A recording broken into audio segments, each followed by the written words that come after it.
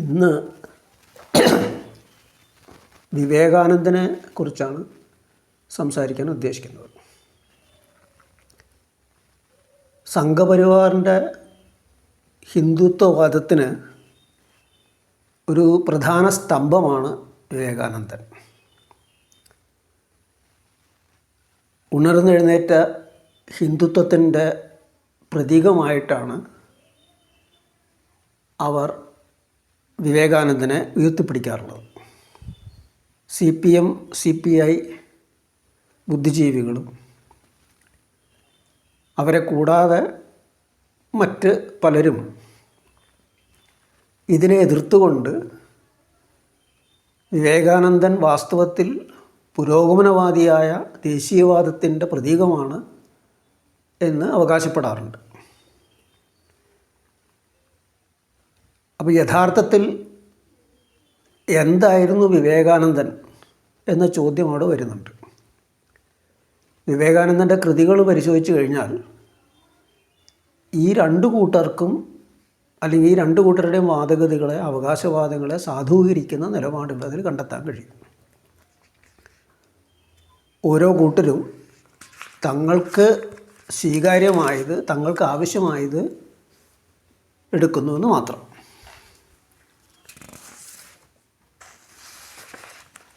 വിവേകാനന്ദനെ സംഘപരിവാറിൽ നിന്ന് രക്ഷപ്പെടുത്തി പുരോഗമന പക്ഷത്ത് സ്ഥാപിക്കാൻ നടത്തുന്ന ശ്രമങ്ങളുടെ ഏറ്റവും പുതിയ പരിശ്രമമാണ് ഗോവിന്ദ് കൃഷ്ണൻ രചിച്ചിട്ടുള്ള വിവേകാനന്ദ ഫിലോസഫർ ഓഫ് ഫ്രീഡം എന്ന പുസ്തകം. 452 പേജ് വരുന്നുണ്ട് ഈ പുസ്തകം. ഇതിലാദ്യ ഭാഗത്ത് 3 ഭാഗങ്ങളായിട്ടാണ് തിരിച്ചിരിക്കുന്നത്. ഇതിലാദ്യ ഭാഗത്ത് വിവേകാനന്ദൻ്റെ ജീവിതവും ആശയശാസ്ത്രവും വിവേകാനന്ദൻ ജീവിച്ച് പ്രവർത്തിച്ച ചരിത്രപരമായ സാഹചര്യവുമാണ് വിശദീകരിക്കുന്നത്. രണ്ടാം ഭാഗത്ത് വിവേകാനന്ദൻ്റെ ഹിന്ദു വിശ്വാസവും സംഘികളുടെ നിലപാടുകളും താരതമ്യം ചെയ്യുന്നു. ഇവ പരസ്പര വിരുദ്ധമാണെന്ന് സ്ഥാപിക്കാനായി. മൂന്നാം ഭാഗത്ത് വിവേകാനന്ദൻ്റെ ദാർശനിക നിലപാടും ലിംഗപദവി, ജാതി എന്നിവയെക്കുറിച്ചുള്ള നിലപാടുകളും ആണ് പരിശോധിക്കുന്നത്. അപ്പോൾ വിവേകാനന്ദൻ തൻ്റെ പ്രവർത്തനങ്ങൾ നടത്തിയ പശ്ചാത്തലത്തെക്കുറിച്ച് പറയുമ്പോൾ ക്രിസ്ത്യൻ മിഷണറിമാർ ഹിന്ദുമതത്തെ തുടർച്ചയായിട്ട് ആക്രമിക്കുകയും രാജാ റാംമോഹൻ റായെ പോലുള്ളവർ ചേർന്ന് സ്ഥാപിച്ച ബ്രഹ്മസമാജം പോലെയുള്ള സംഘങ്ങൾ ആ വിമർശനങ്ങളെ ഏറെക്കുറെ ഏറ്റുപിടിക്കുകയും ചെയ്തൊരു സാഹചര്യമായിരുന്നത്. അപ്പോൾ അത്തരമൊരു സാഹചര്യത്തിലാണ് ഹിന്ദുമതത്തിൻ്റെ പരിരക്ഷയെ മുൻനിർത്തി തൻ്റേതായ ഒരു ആശയ ലോകവും പ്രയോഗവും വാർത്തെടുക്കാനായിട്ട് വിവേകാനന്ദൻ ശ്രമിച്ചത് എന്നാണ് ഗോവിന്ദ് ചൂണ്ടിക്കാണിക്കുന്നത്. കൃത്യമായിട്ട് ഒരേ കാലഘട്ടങ്ങളിലല്ലെങ്കിലും അന്നത്തെ ഒരു സാമൂഹ്യ അന്തരീക്ഷത്തിൽ ശ്രദ്ധേയമായ ബംഗാളിലെ മറ്റൊരു കാര്യമായിരുന്നു യുവ ബംഗാൾ പ്രസ്ഥാനം.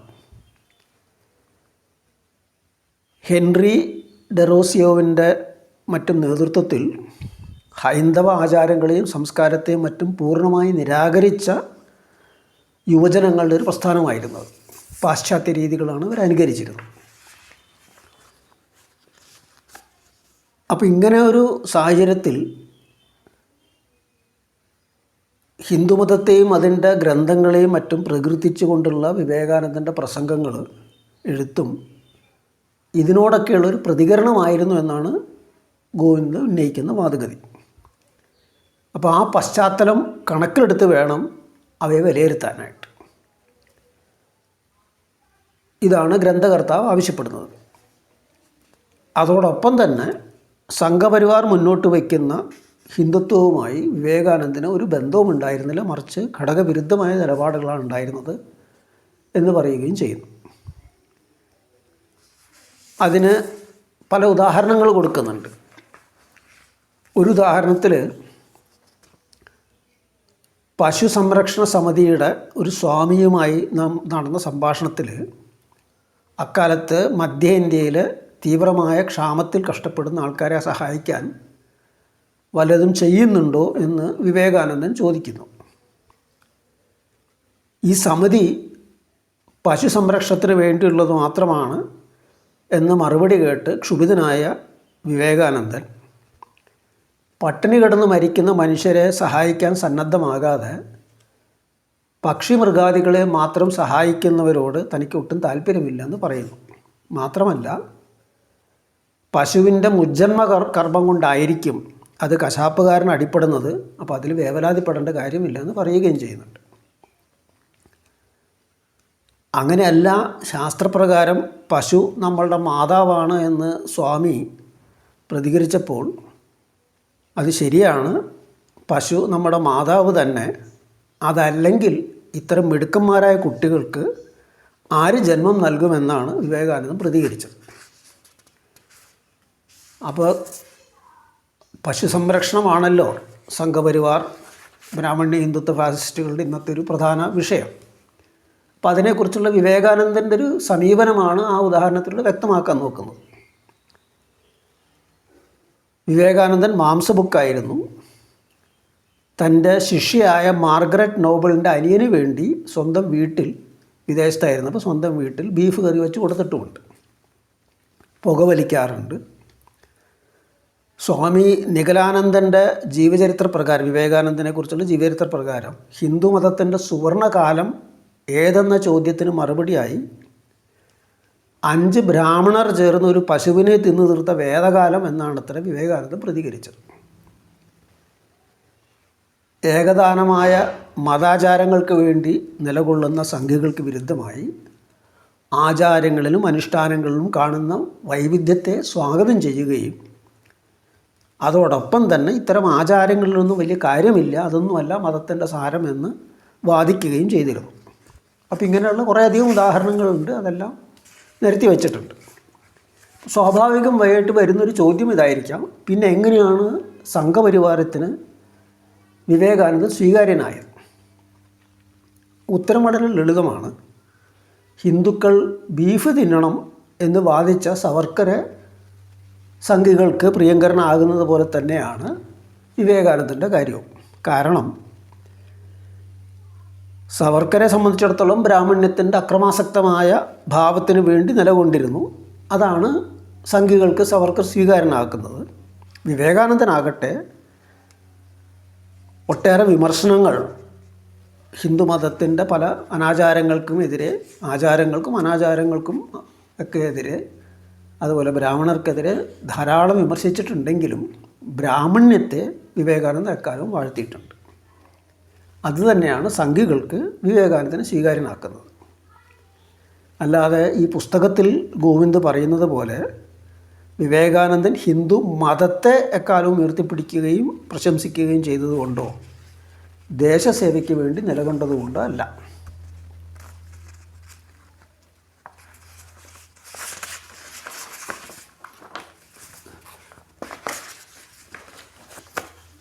ബ്രാഹ്മണർ നൽകിയ മഹത്തായ സംഭാവനയായിട്ടാണ് വിവേകാനന്ദൻ ബ്രാഹ്മണ്യത്തിനെ കണ്ടിരുന്നത്. അതേസമയം പിന്നീടുള്ള കാലങ്ങളിൽ തങ്ങളുടെ സ്വാർത്ഥതയ്ക്ക് വേണ്ടി ബ്രാഹ്മണർ തന്നെ ബ്രാഹ്മണ്യത്തെ അധപ്പതിപ്പിച്ചു. ബ്രാഹ്മണർക്കെതിരെയുള്ള വിവേകാനന്ദൻ്റെ വിമർശനത്തിൻ്റെ കാതലായ കാര്യം ഇതാണ്. അപ്പോൾ ഈ തെറ്റ് തിരുത്താൻ, അതായത് ബ്രാഹ്മണ്യത്തിന് അതിൻ്റെ ഈ അധോഗതിയിൽ നിന്ന് വീണ്ടെടുത്ത് അതിൻ്റെ പൂർവ്വസ്ഥാനത്ത് സർവശക്തിയോടുകൂടി അതിൻ്റെ എല്ലാവിധ ശേഷികളോടും കൂടി പുനഃസ്ഥാപിക്കാൻ ബ്രാഹ്മണർ തന്നെ മുൻകൈ എടുക്കണമെന്നാണ് വിവേകാനന്ദൻ വാദിച്ചിരുന്നത്. അതുകൊണ്ട് അവർ ചെയ്ത തെറ്റാണെങ്കിലും ആ തെറ്റ് തിരുത്താൻ അവർക്ക് തന്നെയാണ് പ്രാപ്തിയുള്ളത്, അവർ തന്നെയാണ് അതിന് നേതൃത്വം കൊടുക്കേണ്ടത് എന്നുള്ള നിലപാടുള്ളത് കൊണ്ട് തന്നെ അക്കാലത്തെ അബ്രാഹ്മണ പ്രസ്ഥാനങ്ങളിൽ നിന്ന് വിവേകാനന്ദൻ കൃത്യമായിട്ട് വേർതിരിഞ്ഞ് നിൽക്കുന്നുമുണ്ട്. ആ സമീപനമല്ല ശരി, അവരുടെ സമീപനമല്ല ശരി, ജാതി വിരുദ്ധ സമരം എന്നും പറഞ്ഞ് നടത്തുന്ന ആ പ്രവർത്തനങ്ങളല്ല ശരി എന്നുള്ള നിലപാടാണ് വിവേകാനന്ദൻ ഉണ്ടായിരുന്നത്. മനുവിൻ്റെ ധർമ്മശാസ്ത്രം പോലുള്ള സ്മൃതികളെയല്ല, വേദങ്ങളും ഉപനിഷത്തുകളും പോലുള്ള ശ്രുതികളെയാണ് അവലംബമാക്കേണ്ടത് എന്ന് വിവേകാനന്ദൻ വാദിക്കുന്നുണ്ട്. ഇതിന് വ്യത്യസ്തമാണ് സംഘികളുടെ നിലപാട്. നമുക്കറിയാവുന്ന പോലെ മനുവിൻ്റെ നീതിയും ശാസ്ത്രവും മറ്റൊക്കെ തന്നെ നടപ്പാക്കണമെന്ന് അവകാശപ്പെടുന്നവരാണല്ലോ അവരുടെ കൂട്ടത്തിലുള്ളത്. പക്ഷേ ഈ അഭിപ്രായ ഭിന്നതകൾ ഉള്ളപ്പോൾ തന്നെ ബ്രാഹ്മണ്യസ്തുതിയിലും വേദാന്തവാദത്തിലും ഇവരെല്ലാം ഒന്നിക്കുന്നു എന്നാണ് നമ്മൾ ശ്രദ്ധിക്കേണ്ട കാര്യം. വർണ്ണത്തെയും ജാതിയെയും വിവേകാനന്ദൻ പ്രശംസിച്ചിട്ടുണ്ട്. വ്യക്തികളുടെ അന്തർലീനമായ കഴിവുകൾ വികസിപ്പിക്കാൻ അവസരം നൽകുന്നതോടൊപ്പം സാമൂഹ്യ ഐക്യം നിലനിർത്തിയ സാമൂഹ്യ സംവിധാനങ്ങളായിട്ടാണ് ഇവയെല്ലാം കണ്ടിരുന്നത്. അപ്പോൾ ഇവർക്ക് ജാതികൾക്കിടയിൽ ഉച്ചനീചത്വം കൽപ്പിച്ചതും അസ്പൃശ്യതയും മറ്റും പിൽക്കാലത്ത് വന്നിട്ടുള്ള വ്യതിയാനങ്ങളാണ് പോലും. അപ്പോൾ ഇത് ഏറെ പ്രാധാന്യത്തോടു കൂടി ഗോവിന്ദ് അവതരിപ്പിക്കുന്നുണ്ട്. മാത്രമല്ല ജാതി നശീകരണത്തിന് അല്ലെങ്കിൽ ജാതിയെ ഇല്ലാതാക്കാനായിട്ട് വിവേകാനന്ദൻ വാദിച്ചിട്ടില്ല എന്നുള്ളൊരു പോരായ്മയായിട്ട് കാണുമ്പോൾ തന്നെ ആ കാലത്ത് ആരും തന്നെ അങ്ങനെ പറഞ്ഞിരുന്നില്ല എന്നാണ് ഗോവിന്ദ് വാദിച്ച് സ്ഥാപിക്കാൻ ശ്രമിക്കുന്നത്, വിവേകാനന്ദനുള്ളൊരു ന്യായീകരണമായിട്ട്. അതിൻ്റെ ഏറ്റവും അത്ഭുതകരമായൊരു കാര്യം, ഇതിന് നാരായണ ഗുരുവിനാണ് കൂട്ടുപിടിക്കാൻ ശ്രമിക്കുന്നത്. നാരായണ ഗുരു ജാതിയെ ഇല്ലാതാക്കണമെന്നൊരിക്കലും പറഞ്ഞിട്ടില്ല പോലും, മറിച്ച് ജാതികൾ തമ്മിലുള്ള സമത്വത്തിന് വേണ്ടി മാത്രമാണ് നിലകൊണ്ടിട്ടുള്ളത് എന്നാണ് ഗോവിന്ദ് എഴുതി വച്ചിരിക്കുന്നത്. ജ്യോതിബ ഫൂലെ ജാതിയില്ലാത്ത സാമൂഹ്യ വ്യവസ്ഥയ്ക്ക് വേണ്ടി അതേണ്ട കാലത്ത് സമാനമായൊരു കാലഘട്ടത്തിൽ വാദിച്ചിരുന്നുവെങ്കിലും ആ കാര്യം വിവേകാനന്ദൻ അറിഞ്ഞിരിക്കില്ല എന്നാണ് ഗോവിന്ദ് വാദിക്കുന്നത്. ഫൂലെ ഇതെല്ലാം മറാഠിയിലാണ് എഴുതിയിരുന്നത് എന്നാണ് അതിന് കാരണം പറയുന്നത്. വസ്തുത അതല്ല. കാരണം ബ്രാഹ്മണ്യം അടിച്ചേൽപ്പിച്ച ജാതി വ്യവസ്ഥയെ നിശിതമായി വിമർശിച്ച ഫൂലെയുടെ ഗുലാംഗിരി എന്നുള്ള കൃതി 1873 പ്രസിദ്ധീകരിക്കുന്നത്. ആ കൃതിയുടെ ആമുഖം ഇംഗ്ലീഷിലായിരുന്നു, മറാഠിയിലല്ല. കൂടാതെ ബംഗാളിലെ ബ്രാഹ്മണ്യ പരിഷ്കരണ പ്രസ്ഥാനങ്ങളിൽ നിന്ന് പ്രചോദനം ഉൾക്കൊണ്ട് ഈ കാലഘട്ടത്തിൽ മഹാരാഷ്ട്രയുടെ പ്രമുഖ നഗരങ്ങളിൽ, മുംബൈയിലും അതുപോലെ തന്നെ പൂനെയിലുമൊക്കെ തന്നെ പല സംഘങ്ങൾ രൂപപ്പെട്ടിട്ടുണ്ടായിരുന്നു ബ്രാഹ്മണ്യത്തിൻ്റെ പരിഷ്കരണപരമായ നിലപാടുകളുമായിട്ട്. ഇതിനെയൊക്കെ തന്നെ എതിർത്തുകൊണ്ടാണ് ഫൂലെ തൻ്റെ നിലപാടുകൾ മുന്നോട്ട് വച്ചതും സത്യശോധക് സംഘം സ്ഥാപിക്കുന്നതും മറ്റും. അപ്പോൾ ഇത്തരം കാര്യങ്ങൾ വിവേകാനന്ദൻ അറിയാതിരിക്കാനുള്ള സാധ്യത വളരെ വളരെ കുറവാണ് എന്ന് വേണം പറയാൻ. അപ്പോൾ അത് കൃത്യമായിട്ട് നമുക്ക് പറയാൻ പറ്റില്ല ഏതായാലും. പക്ഷേ നാരായണ ഗുരുവിൻ്റെ കാര്യം നമുക്ക് കൃത്യമായിട്ട് പറയാൻ കഴിയും. കാരണം നാരായണ ഗുരുവിൻ്റെ നിലപാടുകൾ അറിയാതിരിക്കാൻ യാതൊരു വഴിയില്ല. നാരായണ ഗുരുവിൻ്റെ ഒരു ഉറ്റ സഹായിയായിരുന്ന സഹപ്രവർത്തകനായിരുന്ന ഡോക്ടർ പൽപ്പുവുമായി വിവേകാനന്ദന് നല്ല സൗഹാർദ്ദമുണ്ടായിരുന്നു. വിവേകാനന്ദൻ്റെ ഉപദേശപ്രകാരമാണ് ഡോക്ടർ പൽപ്പു ശ്രീനാരായണ ഗുരുവിനെ വന്ന് കണ്ട് ശ്രീനാരായണ ധർമ്മസംഘം എന്നുള്ള സ്ഥാപനം രൂപീകരിക്കാനായിട്ട് പ്രേരിപ്പിച്ചത് എന്നൊക്കെയുള്ള കഥയുണ്ടല്ലോ. അപ്പോൾ ആ നിലയ്ക്ക് നാരായണ ഗുരുവിനെക്കുറിച്ചും നാരായണ ഗുരുവിൻ്റെ നിലപാടുകളെക്കുറിച്ചും അറിയാതിരിക്കാൻ ഒരു വഴിയുമില്ല. നാരായണ ഗുരു ജാതിയെക്കുറിച്ച് എന്തായിരുന്നു നിലപാട്? ജാതിയെ കൊണ്ടൊരു ഗുണവുമില്ല, അത് പോകണം എന്ന് തന്നെയായിരുന്നു നിലപാട്. അല്ലാതെ ജാതികൾ തമ്മിലുള്ള സമത്വത്തിന് വേണ്ടി അല്ല നാരായണ ഗുരു നിലകൊണ്ടിട്ടുള്ളത്. അങ്ങനെ ജാതികൾ തമ്മിലുള്ള സമത്വത്തിന് വേണ്ടി സമർത്ഥിക്കുന്ന വാദിക്കുന്ന ഒരു വരി പോലും നാരായണ ഗുരുവിൻ്റെ കൃതികൾ നമുക്ക് കണ്ടെത്താൻ കഴിയില്ല. മാത്രമല്ല ജാതിയിലൂടെ വ്യക്തിഗുണങ്ങൾ വികസിപ്പിക്കാൻ കഴിയും എന്ന ബ്രാഹ്മണ്യത്തിൻ്റെ വാദത്തെ നാരായണ ഗുരു പൂർണ്ണമായിട്ട് നിരാകരിക്കുന്നുണ്ട്. കൃത്യമായിട്ടും വാദഗതികൾ ഉന്നയിച്ചുകൊണ്ട് അതിനെ ഖണ്ഡിച്ച് പൊളിച്ചു കൊടുക്കുന്നുണ്ട്. എന്ന് പറയുമ്പോൾ ജാതിയെയും വർണ്ണത്തെക്കുറിച്ചും വിവേകാനന്ദനുണ്ടായതിൽ നിന്ന് നേർവിരുദ്ധമായ ധാരണയാണ് നാരായണ ഗുരുവിനുണ്ടായതെന്ന് വ്യക്തം. ഇത് വിവേകാനന്ദൻ അറിയാതിരിക്കാനും വഴിയില്ല. അപ്പോൾ പിന്നെ എന്തുകൊണ്ടാണ് തൻ്റെ നിലപാടിൽ മാറ്റം വരുത്താതിരുന്നത്? അറിയാതെ പോയതല്ല വിഷയം. തൻ്റെ ബ്രാഹ്മണ്യ ലോകവീക്ഷണം അത്തരമൊരു നിലപാട് സ്വീകരിക്കൽ നിന്ന് വിവേകാനന്ദനെ വിലക്കി തടഞ്ഞു എന്നതാണ് വസ്തുത. ഗോവിന്ദ് വാദിച്ച് സ്ഥാപിക്കാൻ ശ്രമിക്കുന്നത് പോലെ സ്വാതന്ത്ര്യത്തിൻ്റെ ദാർശനികനായിരുന്നില്ല വിവേകാനന്ദൻ. കൊളോണിയൽ കാലഘട്ടത്ത് രൂപം കൊണ്ട ബ്രാഹ്മണ്യ പരിഷ്കരണ ഉദ്യമങ്ങളിലാണ് വിവേകാനന്ദൻ്റെ സ്ഥാനം. കൊളോണിയലിസത്തിൻ്റെ ആഘാതം ഈ ഉപഭൂഖണ്ഡത്തിൻ്റെ പല പ്രദേശങ്ങളിലും പല തരത്തിലുള്ള പരിഷ്കരണ പ്രസ്ഥാനങ്ങൾക്ക് ജന്മം നൽകിയിരുന്നു. ജാതി ജന്മിത്ത കാലത്തെ വിശ്വാസങ്ങളും ആചാരങ്ങളും സാമൂഹ്യ ബന്ധങ്ങളും ധാരണകളും വിലക്കുകളുമൊക്കെ പരിഷ്കരിക്കുന്ന ദിശയിലാണ് അവയെല്ലാം പൊതുവിൽ പ്രവർത്തിച്ചിരുന്നത്. പക്ഷേ ഇതിൽ തന്നെ ഒരു വേർതിരിവുണ്ടായിരുന്നു. നമ്മൾ പ്രത്യേകം ശ്രദ്ധിക്കേണ്ട ഒരു കാര്യമാണത്. പൊതുവിൽ പരിഷ്കരണ പ്രസ്ഥാനങ്ങളെന്ന് മാത്രം പറഞ്ഞു പോയാൽ പോരാ. കാരണം ഇതിലൊരു പക്ഷം ബ്രാഹ്മണ്യത്തെ ചോദ്യം ചെയ്യാനും ജാതിയെ ഇല്ലാതാക്കാനുമാണ് നിലകൊണ്ടത്. ഫൂലെ, നാരായണ ഗുരു, അംബേദ്കർ മുതലായവരെല്ലാം തന്നെ ഈ ധാരയിൽ പെടുന്നു. വേറെയും ധാരാളം ആൾക്കാരുണ്ട്. തൽക്കാലം ഇത്തരം ആൾക്കാരെ ഞാൻ ചൂണ്ടിക്കാണിക്കാൻ വേണ്ടി പറയുകയാണ്. അവർണ ജനാധിപത്യ ധാര എന്നാണ് ഇതിനെ വിശേഷിപ്പിക്കേണ്ടത്. മറുപക്ഷമാകട്ടെ പുതിയ കാലത്തിനനുസൃതമായി ബ്രാഹ്മണ്യത്തെയും ജാതിയെയും പരിഷ്കരിച്ച് നിലനിർത്താനാണ് ശ്രമിച്ചത്. ശ്രദ്ധിക്കണം, ആദ്യത്തെ വിഭാഗം അവർണധാരയെ സംബന്ധിച്ചിടത്തോളം ബ്രാഹ്മണ്യത്തെ ചോദ്യം ചെയ്യാനും ജാതിയെ ഇല്ലാതാക്കാനുമാണ് ശ്രമിച്ചതെങ്കിൽ ഈ രണ്ടാമത്തെ ധാരണയെ സംബന്ധിച്ചിടത്തോളം അത് ബ്രാഹ്മണ്യത്തെയും ജാതിയെയും പരിഷ്കരിച്ച് നിലനിർത്താനാണ് ശ്രമിച്ചത്. രാജാ റാം മോഹൻ റായ്, ദയാനന്ദ സരസ്വതി, വിവേകാനന്ദൻ മുതലായവരെല്ലാം ഈ ധാരയെ പ്രതിനിധീകരിച്ചു. ഇത് സവർണധാരയാണ്. അപ്പോൾ ഈ അവർണ ജനാധിപത്യ ധാരയും സവർണ ജനാധിപത്യ ധാര എന്നുള്ള ഈ വേർതിരിവാണ് നമ്മളിതിൽ ശ്രദ്ധിക്കേണ്ട കാര്യം.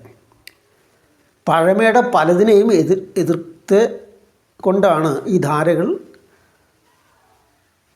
മുമ്പോട്ട് വന്നത്.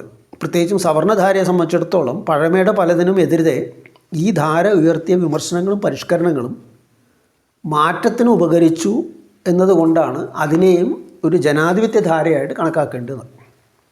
എന്നാൽ മൗലികമായ ജനാധിപത്യവൽക്കരണം അവർണധാരയിലൂടെയാണ് മുന്നോട്ട് വന്നത്. ഈ തിരിച്ചറിവാണ് ഗോവിന്ദ് ഇല്ലാതെ പോകുന്നത്. അതിന് കാരണം വ്യക്തമാണ്. സംഘികളെ എതിർക്കുമ്പോഴും ബ്രാഹ്മണ്യം തന്നെയാണ് ഗോവിന്ദിന് വഴികാട്ടി. ചരിത്ര വസ്തുതകൾ കണക്കിലെടുക്കാതെ ഇവിടുത്തെ ദാർശനിക ചിന്തയിൽ വേദാന്തത്തിന് പരമപൂജ്യസ്ഥാനം നൽകുന്നത് അതുകൊണ്ടാണ്. ശങ്കരന് ശേഷം കഷ്ടിച്ച് 2 നൂറ്റാണ്ട് മാത്രമാണ് ഗോവിന്ദ് പ്രകീർത്തിക്കുന്ന അദ്വൈതം ആധിപത്യത്തിലുണ്ടായിരുന്നത്. പല രീതികളിലും ദ്വൈത ചിന്തയ്ക്ക് സ്ഥാനം നൽകുന്ന വേദാന്തമാണ് പിന്നീട് പ്രചരിപ്പിച്ചത്. അതായത് അദ്വൈതത്തിൻ്റെ കേവലമായ ഏകത്വവാദത്തിന് വിരുദ്ധമായി പലതരത്തിലുള്ള ദ്വൈത ചിന്തയ്ക്ക് സ്ഥാനം നൽകുന്ന വേദാന്തം ആണ് പിന്നീട് കുറേ കാലത്തേക്ക് നിലനിന്നിരുന്നത്. ഇനി ശ്രദ്ധേയമായൊരു കാര്യം, കൊളോണിയൽ ശക്തികൾ ഇങ്ങോട്ട് കടന്നു വന്ന് തുടങ്ങിയ കാലത്ത്, അതായത് 16-ാം നൂറ്റാണ്ട് ആ കാലഘട്ടത്തിൽ വേദാന്തത്തിൻ്റെ വകഭേദങ്ങളല്ല ദക്ഷിണേഷ്യയിലെ ദാർശനിക സംവാദങ്ങളിൽ കേന്ദ്രസ്ഥാനത്തിലുണ്ടായിരുന്നത്. നേരെ മറിച്ച് ന്യായവൈശേഷികത്തിലെ പുതിയ തിരിച്ചറിവുകൾ, നവ്യന്യായ എന്നറിയപ്പെടുന്ന ഒരു ധാരയാണ് അന്നത്തെ ദാർശനിക സംവാദങ്ങളിൽ പ്രധാന വിഷയമായിരുന്നത്. അതിൻ്റെ പ്രമുഖ വക്താവായിരുന്ന രഘുനാഥ ശിരോമണി സ്ത്രീകൾക്കും ശൂദ്രർക്കും അറിവ് നിഷേധിച്ച ബ്രാഹ്മണ്യ നിലപാടുകളെ ഖണ്ഡിച്ചു എന്നതും പ്രസ്താവ്യമായൊരു കാര്യമാണ്. അപ്പോൾ അതിനുശേഷം പിന്നീട് വരുന്ന 2-3 നൂറ്റാണ്ടുകൾക്കുള്ളിൽ നവ്യന്യായത്തിൻ്റെ ഈ ഒരു സ്ഥാനം നഷ്ടപ്പെടുകയും അദ്വൈതം വീണ്ടും കേന്ദ്രസ്ഥാനത്ത് വരികയും ചെയ്യുന്നുണ്ട്. ബ്രാഹ്മണ്യം എക്കാലവും ആശ്രയിച്ച അദ്വൈതത്തെ ഈ രീതിയിൽ ദക്ഷിണേഷ്യൻ ദാർശനിക പദ്ധതികളുടെ കേന്ദ്രസ്ഥാനത്തേക്ക് തിരിച്ചു കൊണ്ടുവന്നത് ബ്രിട്ടീഷ് കൊളോണിയലിസമാണ്. തങ്ങളുടെ ഹിന്ദുത്വവാദത്തെ സ്ഥാപിക്കാൻ വിവേകാനന്ദനെ പൊക്കിക്കാട്ടുന്ന സംഘികളെ നേരിട്ട് തുറന്നു കാട്ടാൻ സിഗാറ് വലിക്കുന്ന, ഇറച്ചി തിന്നുന്ന, വൈവിധ്യത്തെ സ്വീകരിക്കുന്ന വിവേകാനന്ദനെ ഉയർത്തിക്കാട്ടാം. അവരുടെ തട്ടിപ്പ് തുറന്നു കാട്ടാൻ ഇത് ഉപകരിക്കും. പക്ഷേ വിവേകാനന്ദനെ അതേപടി സ്വീകരിച്ച് സ്വന്തം മാതൃകയാക്കുന്നത് അബദ്ധമാണ്. ബ്രാഹ്മണ്യത്തിൻ്റെ ഒരു വകഭേദം മാത്രമാണ് സംഘികളും മറ്റ് ഹിന്ദുത്വവാദികളും. ഇന്ത്യയുടെ ജനാധിപത്യവൽക്കരണത്തിന് അവരെ മാത്രം നേരിട്ടാൽ പോരാ.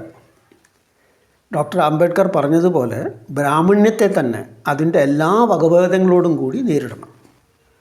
അതിനാണ് ഡൈനമൈറ്റ് വയ്ക്കേണ്ടത്. ബ്രാഹ്മണ്യത്തിനെ പരിഷ്കരിച്ച് കാത്തുരക്ഷിക്കാൻ ശ്രമിച്ച വിവേകാനന്ദൻ അതിനുപകരിക്കില്ല, അത് തടസ്സം മാത്രമേ ആകൂ. ഇത്രയാണ് ഇന്ന് പറയാനുള്ള വിഷയം. അഭിവാദ്യങ്ങൾ.